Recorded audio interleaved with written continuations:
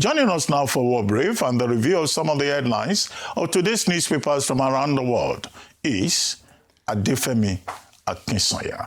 Good morning, Adefemi. Good morning, Dr. Rubin. Welcome back, Ayo. Good morning. I wasn't here yesterday to celebrate with you, but I saw it and I'm glad. The haters will continue to hate, but Thank you. well, Thank you. Rufai, in fairness, Rufai did come and congratulate me after the show. A noble man. She had come to call me a hater already. Don't worry. Don't worry. You see your heart. You see how God used to catch people that have Rufai derangement syndrome. It's okay. Yeah? Morning, Rufai. Good morning, Rufai. And good morning to you viewers. Let me tell you what is happening around the world. Now, the Strait of Hormuz, it is a narrow waterway that serves as a critical choke point for global oil and cargo, has been closed. And this is amid the Iran war. What you're seeing on the screen there is a map of all of this. So Iran says it will fire on any ship trying to pass. Now, this little stretch of waterway, it's about a fifth of the world's total oil consumption route, right? All of that oil passes through this strait, which lies between Oman and Iran. You can see Iran highlighted in yellow there, and then Oman just here. So the Strait of Hormuz is just this very narrow strip here. Now, at its narrowest point, its shipping lane is just 2 miles wide in either direction. Now, OPEC members, the likes of Saudi Arabia, Iran, the United Arab Emirates that you see here right next to Oman, Kuwait and Iraq, which is just over here, they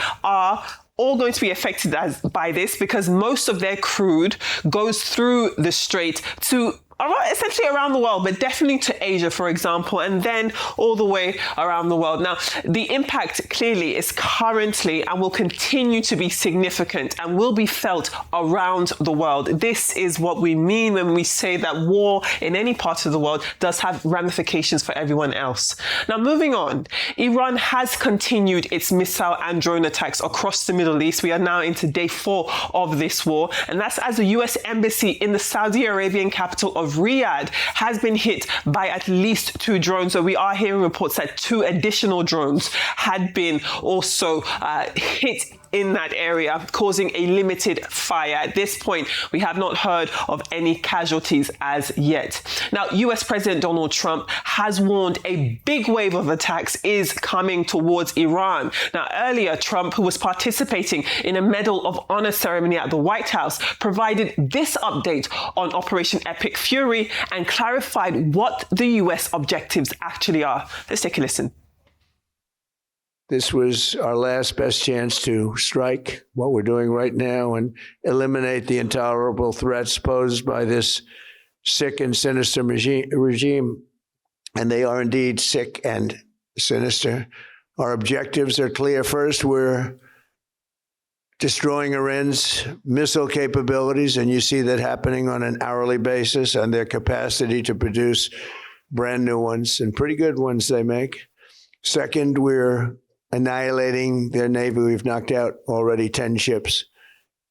They're at the bottom of the sea. Third, we're ensuring that the world's #1 sponsor of terror can never obtain a nuclear weapon, never going to have a nuclear weapon. I said that from the beginning. They're never going to have a nuclear weapon. They were on the road to getting one legitimately through a deal that was signed foolishly by our country.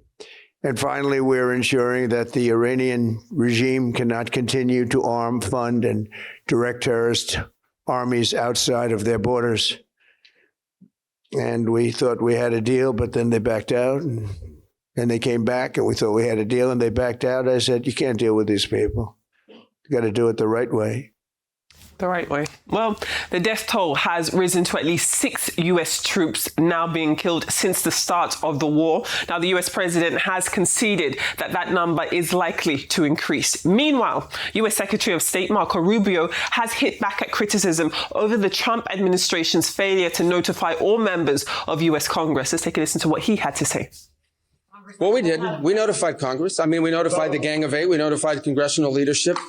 There's no law that requires us to do that. The law says we have to notify them 48 hours after beginning hostilities. We've done that. I think the notification went today, but we did notify members of Congress in advance, but we can't notify 535 members of Congress. Well, the Congress can vote on whatever they want, but there's no law that requires us to do that. And I want to say something because I see people on TV. Look, that's fine. If they want to take a war powers vote, they can do that. They've done that. They've done that a bunch of times. But people keep saying that there's no law that requires the president to have done anything with regards to this. To begin with, no presidential administration has ever accepted the War Powers Act as constitutional. Not Republican presidents, not Democratic presidents. That said, we have followed the notification at 48 hours. And we're here today. I've done more Gang of Eight briefings than I got in the 4 years that Biden was president and I was a member of the Gang of Eight. All of that said, we've complied with the law 100%, and we're going to continue to comply with it. He said they've complied with the law 100%. Well, Rubio also spoke about Iran's capability, even after it has been weakened by US bombardment. He's painted a clearer picture on why the United States had to go to war. Let's take a listen. Where they can hide behind, meaning there would come a point where they have so many conventional missiles, so many drones, and it can inflict so much damage that no one can do anything about their nuclear program. That is what they were trying to do, is put themselves in a place of immunity where the damage they could inflict on the region would be so high that no one can do anything about their nuclear program or their nuclear ambitions. They are producing, by some estimates, over 100 of these missiles a month. Compare that to the 6 or 7 interceptors that can be built a month. They can build 100 of these a month, not to mention the thousands of one-way attack drones that they also have. They've been doing this for a very long time. And by the way, they've been doing it under sanction. You see the attacks they're conducting right now? They're attacking airports. They're attacking hotels. They're hitting not just military bases. They're attacking our embassies directly. They're attacking facilities that have nothing to do with war or with military. And that's a weakened Iran. That's in Iran despite years of sanction. Imagine a year from now or a year and a half from now, the capabilities they would have to inflict damage on us. It's an unacceptable risk, especially in the hands of a regime that's run by radical clerics. All righty. Well, Israeli Prime Minister Benjamin Netanyahu says the reason why going to war was necessary is because Iran has failed to learn its lesson. Now, that lesson he's referring to was last year's attack on those supposed nuclear sites in Iran. When speaking to Fox News, he talked about that and essentially what his plans are for the future. Let's take a listen to what the Israeli Prime Minister had to say. The reason that we had to act now is because they were, after we hit their nuclear sites and their ballistic missiles program, you'd think they learned a lesson, but they didn't. Because they're unreformable. They're totally fanatic about this, about the goal of destroying America. So they started building new sites, new places, underground bunkers that would make their ballistic missile program and their atomic bomb programs immune within months. If no action was taken now, no action could be taken in the future. And then they could target America. They could blackmail America. They could threaten us and threaten everyone in between. So action had to be taken, and you needed a resolute president like Donald J. Trump to take that action. Well, let's take a look at the rest of the Middle East, because Lebanon is reporting that at least 50 people have been killed in southern Beirut and across the south of the country. And that's as Israel ramps up its own attacks following Hezbollah's declaration to avenge Iranian Supreme Leader Ayatollah Ali Khamenei's death. Now, in Kurdistan, which is northern Iraq, more than 70 drones, at least 70 drones, have hit Erbil. And in addition to that, meanwhile, over in Iran, more than 700 people have been killed since Saturday, which was the start of this war. But on the streets of Tehran, mixed reactions continue. While there are those who are hopeful for a new future, pro-Iranian protests clinging to the country's theocracy continue, while disdain for America also grows. Now, the death toll in that Austin, Texas mass shooting that we talked about yesterday, it has now risen from 2 people now to 3 people, and that is excluding the shooter. With the shooter, it is 4 people who have died in that incident. Now, officials say that the incident may have been motivated by the US-Iran war, and that's as reports say and show the shooter, who is 53-year-old Indiaga Diagne, wore a grey Property of Allah jumper, as well as a T-shirt with the Iran flag worn underneath. underneath. Now, law enforcement officers searched a home connected to the suspect in Pflugerville, which is a suburb of Austin, where investigators did take boxes of items from that home and examined a car in the driveway as their investigations continue. But clearly, there is some sort of link here. It hasn't been established, but we can see what he was wearing on top of that, of his clothes, the property of Allah jumper, and then underneath that T-shirt, which shows the Iran flag. Now, on the sidelines of this conflict, days after the strike in Iran, which resulted in the bombing of a girls' primary school, which killed at least 168 children, the US First Lady Melania Trump has presided over a United Nations Security Council meeting titled Children, Technology and Education in Conflict. The United Nations says that she is the first spouse of a world leader to take the president's seat at the 15-member council, where she said peace does not need to be fragile. Let us take a listen. Education is widely recognized as a fundamental human right. And yet today, so many children and young adults are banned from attending secondary schools and universities. The cost is not abstract.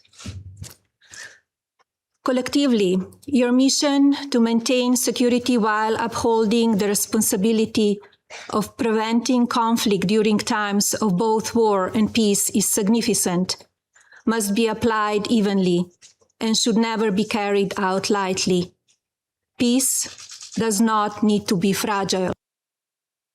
Now let's step away from what's happening in the Middle East and the environs now and still stay in the United States, because the House Oversight Committee has released the video footage of the closed-door depositions of Bill and Hillary Clinton that occurred last week as part of the panel's investigations into Jeffrey Epstein.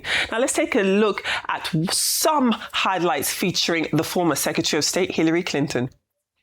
The fundraiser to support my friend Nia Lowy. All right. Excuse me, can I interrupt? I have There another. are photos that are being released of the secretary as she is testifying from inside this room. Can you please advise me as to whether or not that's permissible and consistent with the rules, particularly given that we have asked for a public hearing? If there are photos that are being released of the secretary as she is testifying, can you please explain how that I'm done occur? with this. If you guys are doing that, I am done. You can hold me in contempt from now until the cows come home. This is just typical behavior. We will go off the record. Oh, for heaven's sake. So I would like to understand how that's permissible. Before the hearing was. It doesn't matter. We all are abiding by the same rules. I will take that down. Yeah, So well. I would like to take a break at this moment. Yeah, I'd like to have I'm a conversation. done for now. Well, that blow-up was in relation to, which we reported last week, when one of the members of the panel took a picture of the former Secretary of State and sent it outwards. And that picture was then posted, even though this is supposed to be a closed-door meeting. So you can see how Hillary Clinton responded to that. She was not very happy at all. Well, let's take a look at our newspaper headlines from across the globe. As ever, we begin with the front page of This Day. And This Day does report and does lead, really, with Central Bank of Nigeria Governor Olayemi Cardoso saying that Nigeria's net foreign exchange have jumped 772% from $3.99 billion in 2023 to $34.8 billion 2 years later. That's coming to the end of 2025. And he's attributed this rise to improved transparency in forex management, stronger investor confidence, and increased liquidity inflows. Now, going back to the front page of This Day, it also reports that Iran, as we've been discussing, has closed the Hormuz Strait, the Strait of Hormuz, and vowed to attack any ship attempting to pass through. This is escalating tensions after US and Israeli strikes. This is while President Donald Trump warned that a big wave of attacks is yet to come. Now, the report did add that oil prices have surged. Regional airports, including Dubai International Airport, as well, I believe, as Abu Dhabi, they have resumed flights. The first flight out of Abu Dhabi has taken off, and this is amid the US death toll toll rising to 6, and dozens of senior Iranian leaders being reportedly killed as the conflict deepens across the Middle East. Let's take a look at The Advocate. It is Tuesday, and on this week's edition of The Advocate, Onikepo Braithwaite is examining the controversy surrounding the selection, or the appointment rather, of acting IGP Tunji Disu. Now, he is due to be sworn in tomorrow, but in this paper, she argues that the debate should not be framed around ethnicity. Rather, she insists that the law permits the president to appoint any officer not below the rank of AIG. And she also faults really the practice of compulsorily retiring senior officers when a junior is elevated. And she describes that as actually unlawful and contrary to the established court decisions. So always a very interesting read. Let's take a look at the New Telegraph this morning, because the New Telegraph is reporting again that members of the Islamic movement of Nigeria did stage protests across Lagos, Kano, and other parts of Nigeria over the killing of the Iranian Supreme Leader Ali Khamenei in joint US-Israel strikes on Tehran. The paper also goes on to add that the Inspector General of Police, the acting IGP, Tunji Disu, has ordered heightened security nationwide to prevent any fallout from what is happening in the Middle East to affect Nigeria. We've got a double whammy up next. So we've got the Daily Independent and we've got the Daily Trust. Now, both papers are reporting that escalating tensions in the Middle East following the US-Israel strikes are having an effect on crude oil prices, with potential implications for Nigeria's petrol prices and fiscal revenue. Now, the Daily Independent specifically, that reports that Brent crude has surged past $82 per barrel, and that is following escalating Middle East tensions, as we know, with analysts warning that prices could climb as high as 100 if disruptions in the Strait of Hormuz continue. This is all while urging the federal government to save any windfall above the budget benchmark. Let's see what happens with that. Next up, we've got the Daily Sun this morning, and the Daily Sun is reporting that Anambra State Governor, it's this story just up here, Anambra State Governor Charles Chukwuma Soludo, Professor, has reopened the Mwokonweli market, and that's after a one-week closure due to the traders' non-compliance with the government's directive to end Monday sit-at-home orders. So some normalcy being restored over in that market there. Now, we're moving on to our UK papers now. We've got The Times, and they have quite a prolific image as their headline story. The actual article there underneath it does report that the United States is preparing for further strikes on Iran. Donald Trump is claiming that the big one is coming soon. Moving on to the Daily Express this morning, we do have the ramifications for the British Prime Minister. Now, Sir Keir Starmer has been slammed by US President Donald Trump for his response to the Middle East conflict, according to the Daily Express, which claims that the special relationship between the United Kingdom and the United States could be at risk. The headline there says Trump is very disappointed in Sir Keir Starmer over Iran help. That is, of course, after the United Kingdom did agree to let the United States use its bases. Well, that is all of our stories in terms of our World Brief and our newspaper review. Love to hear your thoughts. Agreed to let it use its bases, but said it was not going to go into the war and doesn't think it's a good idea. For the very first time in a long while, I think Keir Starmer got it right. He was a sensible head in the room. Anyway, he has an history as a lawyer, so he was able to rationalize properly. Not that he rationalizes other things very well, but on this is spot on. You cannot drag your allies into a war you didn't even carry them along. Over the weekend, for the life of me, guess what I was reading? Der Spiegel, the German newspaper. Musk has not even been informed about all of this. So you want your allies to come to fight for you. And while Marco Rubio was lying through his teeth that you don't need to go through Parliament, we all saw how Bush went to Parliament in early 2000, how he went to Congress in the early 2000s. We all saw how he carried all his allies along. You started a war. You didn't carry your allies along. Now you want them. And it's just out of courtesy that they're going to be giving you Diego Garcia and the Shergo Islands. What the UK has just done is exercise restraints. Yeah, helped to intercept one or two missiles that was going into Qatar. Their base was struck in Cyprus. And keep it there. Then Melania Trump, a Victoria's Secret model, has the temerity to come and lecture us about children and say, peace is fragile, a war is... What did she say again? She said peace does not have to be fragile. Essentially, peace doesn't need to be fragile. Peace doesn't need to be fragile in a war that 170-something kids were killed. 68, yes. Is it because they're Iranian kids? Melania, can we role play? If those kids were American kids, or kids for what part of the Caucasus is she from again? What's our original country? Is she from the Czech Republic? Is it Czech Republic I can't remember. She's from an Eastern European country, definitely. So if it's from her country, so peace is fragile. I'm sure she must have read about Srebrenica. So peace is fragile because people are being killed. What we're just saying is cool heads should prevail and we don't need this senseless fury. And that's what is happening. Operation Senseless Fury War. Indeed. We need to calm things down. The world doesn't need this. Stop the war. Agreed.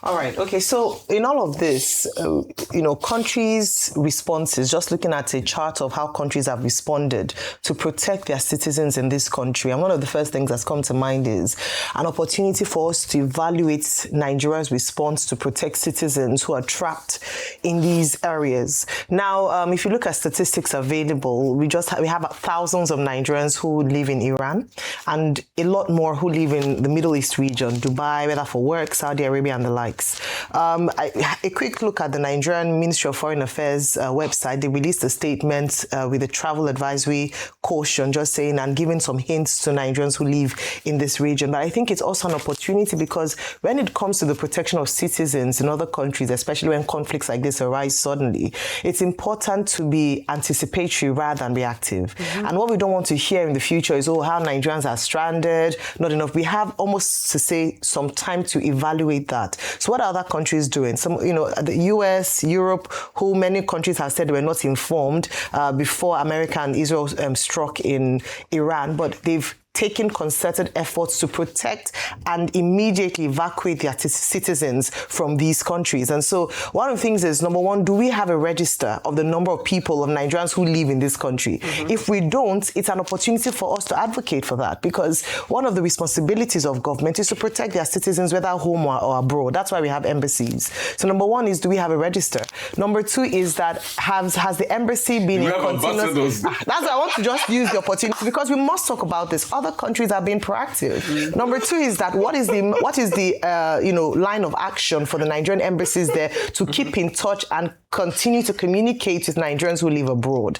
Number three is that what negotiations, for instance, China is speaking to Iran currently as to how they can protect their citizens living in Iran. Mm-hmm. Do we have that kind of diplomatic channel of conversation and communication? It's not enough for us to just hold placards here as being affected by the war, standing with Iran. It's also, do we have that diplomatic channel to have conversations to ensure that Nigeria first, Nigerian lives are protected, amongst other things. But I think it's a wake-up call for the government. A statement is good in its initial sense, but that's not enough. In the last 2 days, the Ministry of Foreign Affairs has not released any other communication to Nigerian citizens who are trapped in these countries or Nigerian citizens who live and work there.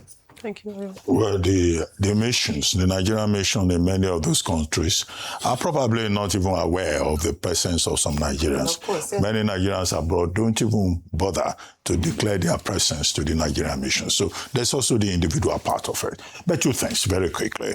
The deposition by President Bill Clinton, it wasn't too far away from the deposition by his wife, former Secretary of State Hillary Clinton. She said that she never met with Epstein. She never went to his island. She never had any meeting with him. But President Clinton admitted that, in fact, yes, he had contact with Epstein, but that he was not aware of any wrongdoing and he was not involved in any sex crime. And he had, cut off a relationship with him before he was even arrested. And how they met was Larry Summers, who served the Clinton administration as Treasury Secretary, introducing Jeffrey Epstein as someone who wanted to discuss economics and politics with the president. Larry Summers himself, professor at Harvard, has since regretted even facilitating that contact and has even resigned from his position at Harvard University, where he was teaching. Now, he said they traveled together, they discussed a lot of things up to 2003, and subsequently he had no contact with him. and that, of course, Howard Lutnick, who is now Commerce Secretary, that when they were raising funds and all of that, there was some indication that he was involved in raising funds for the campaign for his second term, but that he was not aware of that in any way. On the basis of which the oversight committee, said, in fact, Howard Lutnick may be invited for a subpoena. So in all of it, he and his wife, they both said they have not involved. And his wife, Hillary Clinton, had made the point that this is the Republicans trying to intimidate Democratic figures while covering up President Trump. Finally, yesterday there was an announcement by the PDP, which, from the look of things, appears to be the major opposition party that is still surviving a little bit, even if it is facing a very serious existential crisis. Now, they started registration for parties, and the Turaki faction held, a consultative meeting with chairmen. But the bigger point is that they seem to have won in court at the High Court, State High Court in Ibadan, which first took the case before the convention. And Justice Ladiran Akintola has now said that the Turaki faction is a legal and valid faction. So you now have, on one hand, the NWC of Turaki Kabiru SAN being validated by the court of Justice Akintola, that he now makes the point that except there's any ruling at the level of the Court of Appeal, his position stands, having been the first in time, the principle of stare decisis. But we'll see what further developments will happen in the PDP.